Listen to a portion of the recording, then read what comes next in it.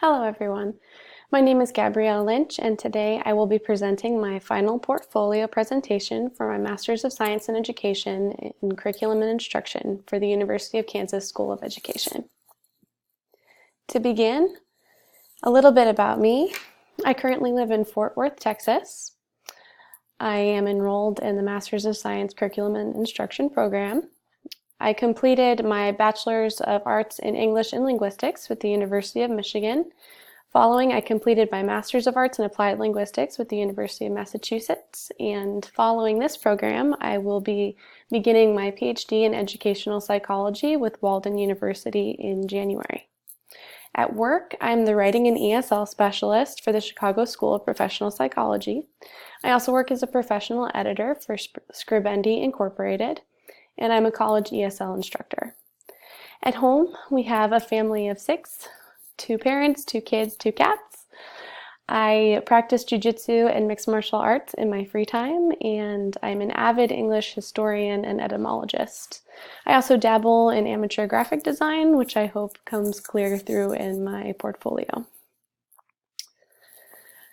Part A, Learning Outcome Discussion. The learning outcome that I decided to share in this presentation is 1E, Technology, which was to plan and implement appropriate and varied instructional practices, strategies, and methods to differentiate instruction, engage students and learners, and improve learning.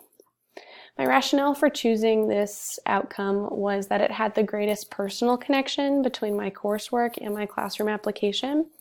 I believe it really showcases my identity as an instructor in terms of my background in applied linguistics content and what I'm interested in, making novel multimedia learning resources for a 21st century student. It's also an example of the work that I've produced during my growth here at KU in the MSE program, and it embodies the application of the coursework and readings and scholarly engagement that I found most significant during this program and how I have applied it directly to my context. My truth in this outcome is that in answer to the question, what our learner needs in the 21st century education, I present this learning outcome, technology. An overview of the following section. The first deliverable is why this outcome, because it demonstrates my capability to apply and merge the learning outcomes of this program and my educational context. It also highlights the instructional models that I find I am most inspired by in our coursework.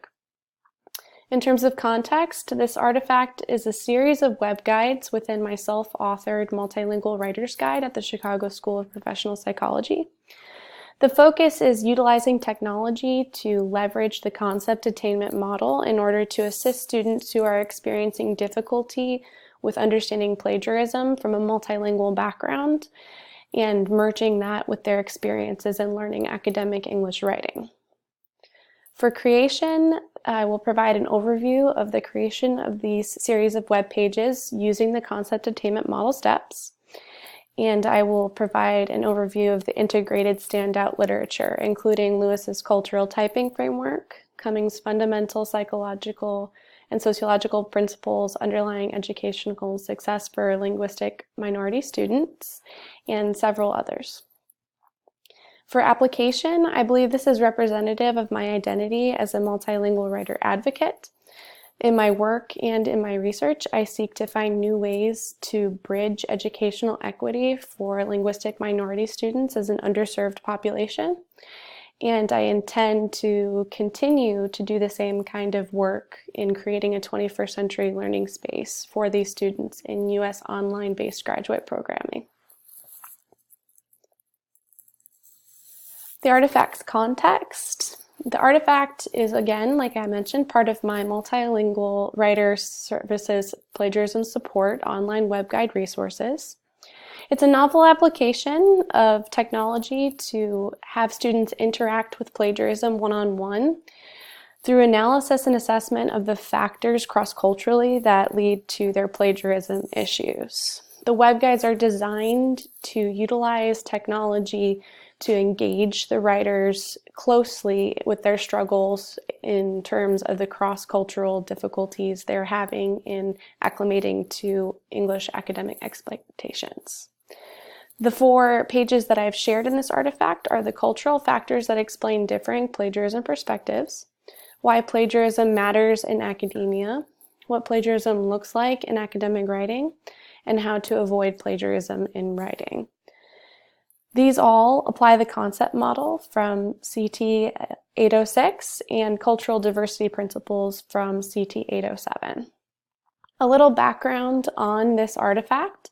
Plagiarism is often a frequent educational outcome for multilingual writers who cite improperly, lack citations, or fail to credit sources directly, even misrepresenting their source material as common knowledge. This can lead to severe educational effects such as expulsion, being fined half their course tuition, and receiving academic probation. Despite this problem, little exists to explain what would be effective in teaching students on how to handle this, which led to the creation of this artifact. Its purpose was to assist students in understanding some of the basic cultural differences that contribute to their failure to see how plagiarism impacts their U.S. academic experience while also validating their cultural experience, rather than having a replacement sort of perspective as most plagiarism instructional materials tend to use. To construct it, I used Lewis's cultural typing framework and Cummings' principles of collaborative power relations instead of coercive power relations in order to create materials that did not make students feel as though their cultural backgrounds and usage of information were wrong in comparison to U.S. academic expectations. To create this artifact, I used the concept attainment model. For step 1, data presented, I provided exemplars of cultural factors, such as cultural behavior, usage of information, and trust types that can all contribute to students not quite perceiving how the U.S. academic context expects them to use sources. For a technology outcome, the multimedia resources were supposed to transcend the writer's language struggles, providing them with visuals that would be more understood in terms of abstract concepts. Here's a picture of the factor chart that explains to the students how their background might differ from Western expectations and how that could lead to misunderstandings in terms of how to use the information. For example, a focus on a high trust culture, our culture, the Western culture, could lead the students to understand more fully that citations are required in order to defend an argument, and that it's different from a non-Western background, for example, an Asian background where students might feel like citing compromises their academic integrity. The purpose of this was, again, to just compare for the students, not to replace in any way. For steps 2 and 3, the models provided in the web guides explained U.S. cultural expectations using the same factors provided, and then provided students with interactive opportunities to test their understanding, completing the 2 steps of concept attainment: concept identified and concept attainment tested. The technology outcome was to translate pages with difficult abstract vocabulary words and also to integrate same-page quizzes to enhance student learning experiences to avoid having to flip between multiple pages, hopefully to increase student engagement. For steps 4 and 5, concept defined and cognitive strategies, the self-guides answered the interactive assessment questions, allowing students to see virtual explanations for why there were different ideas of plagiarism in their activities, which allowed them to go back through then and improve their answers with retakes until they reached 100%. It also provided them with cognitive strategies that they could use to catch and avoid plagiarism in their writing, including flowcharts such as these, where they could decide if they needed a source and then paraphrase templates for how to actually cite those sources, completing the concept attainment model. Understanding this artifact, for feedback, my instructor recommended that I integrate self-citations to preserve academic ownership, which I thought was ironic in the context of a plagiarism context, and I did integrate. And I'm currently seeking a publication venue. My peers have noted that it's the missing piece in their instructional units between student plagiarism offenses and academic probation, providing sort of an intermediary step, avoiding very drastic consequences for students. Fellow linguists have noticed that it reduces linguistic hegemony in the classroom as well. I have noticed personal success in applying it so far to the few students I've used it with. They have had a reduction of students assigned to the academic disciplinary plans for our school, and an increase in multilingual writers' correct application of citation conventions.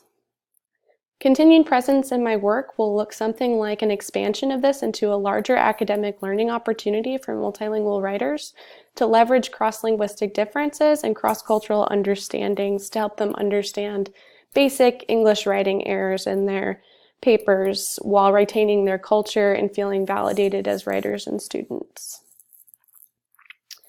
Holistic and deeper learning looked something like redefining my own personal pedagogical framework for me in this program. I chose KU because it was ranked in the top 50 among public institutions and the 18th best education school in rankings as well. It fully delivered the experience, and I found that I learned a lot in the online learning environment that I can apply in my own online learning environment that I create for my students. For scholarly impact, I was most swayed by things such as the concept attainment model, differentiated instruction, dialogic pedagogy, 21st century digital natives, and avoidance of pathologizing the poor. These frameworks are all immediately applicable to my work as a multilingual writer advocate, and I use them daily in the classroom now with a much greater understanding of how to implement their nuances. I met my goal of increased ability to produce research-vetted curriculum for my context. I also met my goal of defining my pedagogical identity. I formed a new goal of creating a dialogic and differentiated written corrective feedback framework that I look forward to developing in the near future. Here's a brief look very quickly at the framework that I developed that's included in my reflection. This is my personal pedagogy philosophy developed throughout this program. More is noted in my reflection, but essentially I have noted that the principles of my instruction philosophy are founded in strong curriculum of active engagement, cognitive development, and learning as a conscious process, facilitated in a context that makes sense for the learner's needs, while respecting culture and not pathologizing the poor in terms of all linguistic minority students in my classroom, not just those of socioeconomic status, and providing room for integration over replacement and additive instead of subtractive pedagogy. For a timeline, as I mentioned, I will begin my PhD with Walden in January and transition hopefully to full-time status at my present position. I'll also continue to seek publication venues as I achieve my doctorate and the Master of Philosophy that is accompanied with it. Thank you for your time and consideration. I've included a brief note from my reflection to denote my gratitude for everyone who has contributed to this educational experience.